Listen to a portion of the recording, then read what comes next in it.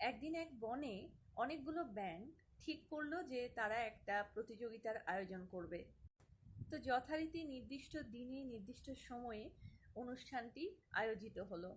প্রতিযোগিতাটা এরকম ছিল যে বনের সবচেয়ে উঁচু যে গাছ সেটার সর্বোচ্চ ডালে যে পৌঁছাতে পারবে তাকে বিজয়ী ঘোষণা করা হবে।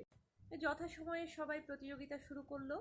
যখন ব্যাঙেরা প্রতিযোগিতায় অংশগ্রহণ শুরু করলো, মানে একে একে গাছে উঠতে থাকলো, গাছের নিচে জমা হওয়া অন্যান্য যে ব্যাঙগুলো তারা তাদেরকে নানান রকম কটু কথা বলতে থাকলো।